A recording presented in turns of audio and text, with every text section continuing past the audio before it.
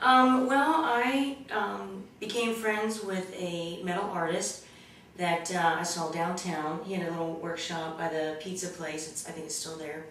And he was doing a bed for this bar.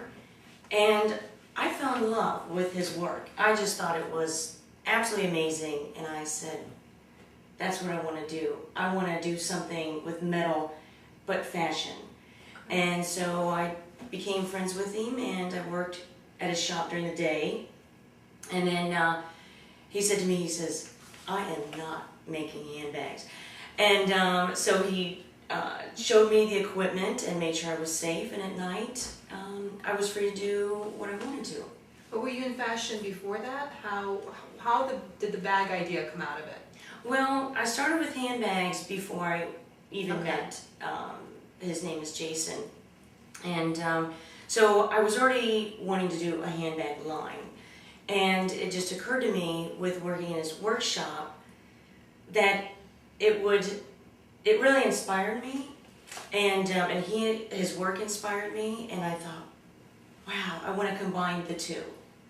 So it really was, the first few didn't turn out that great, but I got into the Alliance of the Arts and then God Squad, and then it just took off from there. Very cool. So now for each purse, what is your inspiration for each purse? You sit down, do you work on it every day, or is it something that the inspiration comes to you and you sit down and sketch something out? What is the process for creating one of these bags? Well, I really do. I wish that I could make them every day, because that's what makes me happy. But unfortunately, being a business owner, you have to do other things.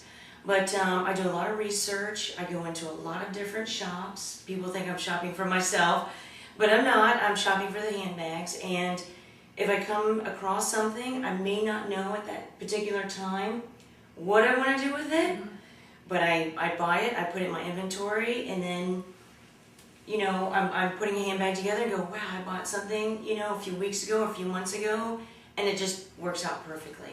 What did you want to be in high school? Well, I think that when I was in high school, I was really confused about what I wanted to do, because it was a very small town and there wasn't much guidance as far as the fashion world for me, and nobody really guided me. And when I went to college, I figured out that I wanted to do something in fashion, but I still lacked that leadership and the guidance to say, hey Martine, what is it that you really want to do? It was more or less, when I was in school, they really dictated what they wanted you to do. So I really didn't know the opportunities that were out there. And so it was unfortunate, but I started on my own and just kind of, you know, just went from there, and trial and error, and then here I am today. Now talk to me. For example, let's just take one of these bags and walk me through the process. You have a design that you sketch out. You walk into the shop, you have your materials. Do you actually do all the work yourself, or do you have somebody doing it for you? Yes, I have a metal shop, and my father was very kind, and he bought all the equipment, and so I laid everything out, and just like the metal artist showed me. And he actually moved back to Texas, but I stayed here and I worked in the metal shop, and really just I looked for shapes that were small enough for the essentials, but big enough that it doesn't get lost on you. Because I'm pretty tall, and I want something that makes a statement. So that's what I was going for, especially with the bold colors. So and now we know you have traveled and seen different celebrities, and celebrities own some of your bags. And talk to us about that. That's going to be very fabulous and fascinating. Yeah, you know, it's strange, but I've met a lot of celebrities, but I've always been interested in actors and actresses. Very young. I love films. I've taken a few classes in acting and did a few short films, and I just love celebrities. And you know, I have my favorites, but I was fortunate to get some of the handbags in their hands, and hopefully they enjoy it and they're wearing it. So well, that's going to be a big boost. I mean, to have something you created, being out there, enjoyed by other people, Yeah. especially people who can have pretty much anything in the world. So that's great. So now, where do you see yourself heading, let's say 10 years from now? What do you hope for your line of handbags? Where would you like to see it go?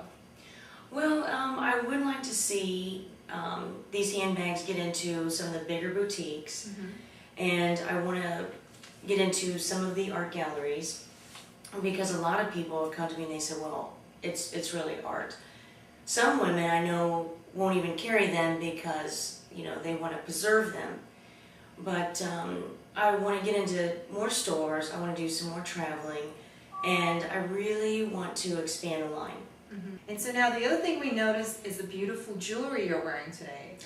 And you have designed that jewelry. Yes, started a few months ago, and I was with my great aunt, which is now passed away, and she gave me the opportunity to go through some of her things that she had at the house, and I stumbled upon the garage. And her fiance said, Martine, I have these parts, because he does a lot of tool work and repairs and things. I went in there and had a field day. So this is actually the ignition for a car. That's what you would put your key in. Wow. And now they're going away with that, because now all the cars, you just push a button and the engine starts. It's kind of like an antique. So it's like an antique now. Yeah. So I don't know. I grabbed them all and polished them up. I said, that's what I'm gonna make my jewelry out of.